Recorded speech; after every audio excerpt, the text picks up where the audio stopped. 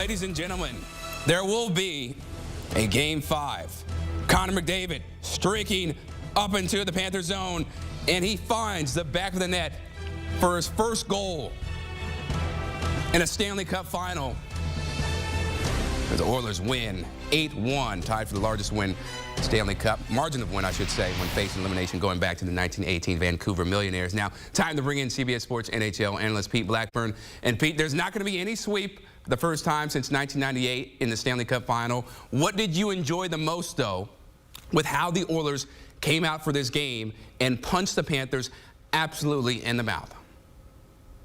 Well, I had the conversation before the game started with a couple of friends with like the topic of what would you need to see from the Edmonton Oilers in order to feel good about them moving forward, even if they win this game? And the answer was a lot. And guess what we saw with this win? We saw a lot, and we saw a lot of the things that weren't previously going right for the Oilers finally hit in this game, which is the top six producing. Stu Skinner looked great. You had a shorthanded goal. You had a power play goal. So the special teams is going. They finally were able to get behind the Florida Panthers defense, get those rush opportunities, kind of turn it into a track meet. And the Florida Panthers do not want this series to turn into a track meet. And we kind of saw why with an 8-1 scoreline in Game 4. This was stunning. I don't think anybody saw this coming. The Oilers looked like they were on the mat after 3 games. And I think the story of this series so far to me is that every single game has looked drastically different. You saw the Oilers play a really strong game in Game 1, but lose. Then they were really outplayed in Game 2. They lost. Game 3 was pretty even. And then you saw the most lopsided game of this series so far go in the Oilers' direction in Game 4. So each game of this series has kind of been a story of its own. And the guess is anybody's as to what Game 5 might look like at this point. Hey, that's the beauty of sports. You really never know what you're going to get. You think one thing's going to happen, and then something completely different occurs. Now, one of the things that was really good for this Oilers team, Connor McDavid, finally getting that monkey off his back, finding the back of the net. He also had a few assists. How big was that for him, just from a confidence standpoint, to know, hey, look, I'm in the Stanley Cup final, and I can still find the back of the net? Oh, it's huge. I mean, that was a legacy game for Connor McDavid in terms of 4 points. He finally gets on the board with a goal. And I think it was equally as important for Leon Draisaitl to get on the board as well, because he had 0 points heading into this game. The last time that he went 3 straight games without a point was 4 years ago, over 350 games ago. So that doesn't happen to Leon Draisaitl. He got on the board with 2 assists in this game. He still doesn't look right. He's probably battling something injury-wise, but it's good for confidence sake that both McDavid and Draisaitl have some momentum behind them, because the Oilers are only going to go as far as McDavid and Draisaitl can bring them. They can't do it all, especially when they need to win 4 straight games in a row here, but they stand 0 chance if McDavid and Draisaitl aren't really producing. So to have them have some momentum and wind at their back going back to Florida is really, really crucial for this team. And Connor McDavid now with 32 assists, a NHL record in a postseason, breaking the previous record set by some guy named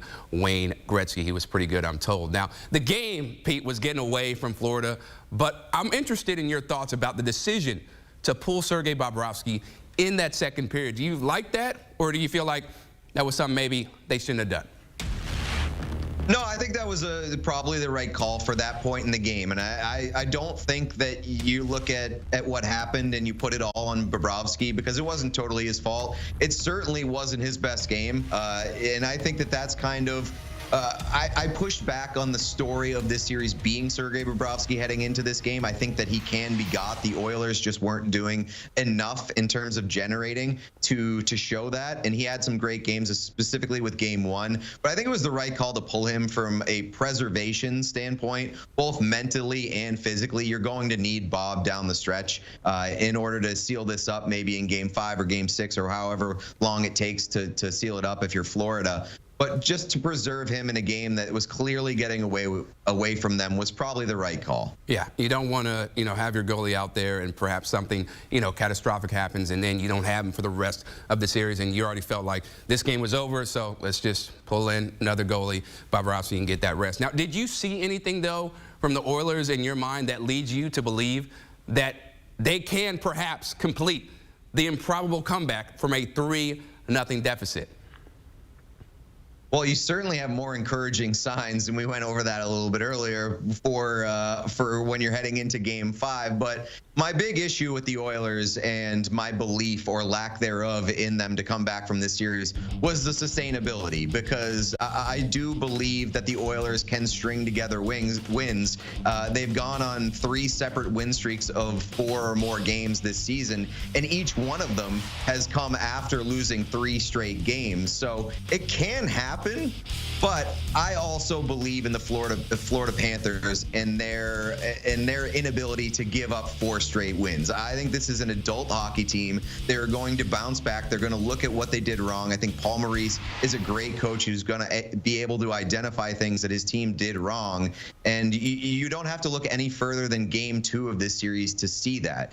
Game 1 of this series, the Florida Panthers gave up 18 high danger chances, gave up 3 separate breakaways and a ton of odd man rushes in that Game 1, which, you know, is not how you want to play against the Edmonton Oilers. And then in Game 2, they only gave up 1 high danger chance, basically no odd man rushes. So, or I believe they had 2 odd man rushes that they gave up in that Game 2. So they really bounced back and made some adjustments to play against the Edmonton Oilers. And I think they're going to do that for Game 5. They're going to be in a good position where they're going to be able to get Barkov matchupped against Connor McDavid. So I still believe in the Florida Panthers being able to seal this series, but you have some hope in the Oilers from what you've seen in Game 4 here.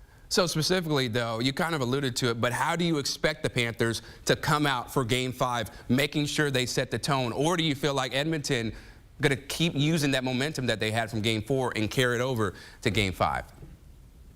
Well, I mean, if you're Florida, you keep the play in front of you. You do your best to keep all of Edmonton's skaters in front of you. I think they did a pretty poor job of that in this game. Like, you saw Aaron Ekblad get turned around, and then Gus Forsling had to chase on the Draisaitl assist in the second period. So, you know, I think that they can correct on that. Maybe they were a little bit too aggressive in their forecheck and too aggressive in the way that they try to play defense, and they lost their structure. And really, their structure is their strong suit. They are an aggressive forechecking team, but they know when to keep it in check usually. They didn't do a great job of keeping it in check here in Game 4. So I think as long as they can keep Edmonton in front of them and not turn it into a track meet, they're going to be okay. It's just a matter of, you know, maybe it was a case of the clinching game jitters that you often see teams get hit with, where you know that the Stanley Cup's in the building, you know that the NBA Finals trophy is in the building for that clinching Game 4, and it gets in between the ears and you lose yourself a little bit.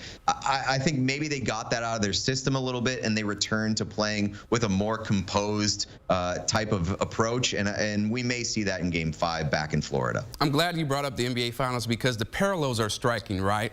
Boston with a chance to sweep. Dallas blows them out, right? Florida here, a chance to sweep. And again, the Oilers just dominate.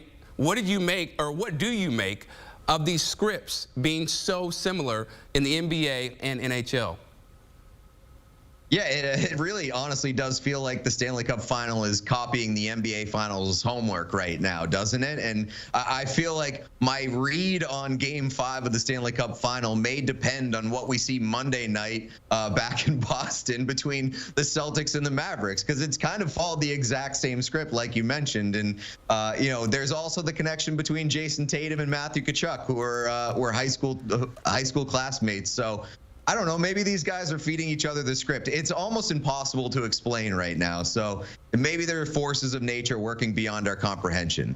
That is very possible, but one thing we do know, it is entertaining us all because we get more playoff hockey and more playoff basketball. Pete Blackburn always giving us great insight here on CBS Sports HQ. Appreciate you, man. Thanks for having me. And coming up, you see that podium right there? Paul Maurice. We're going to hear his thoughts after his team failed to close out the Oilers in Game 4. You're watching CBS Sports HQ.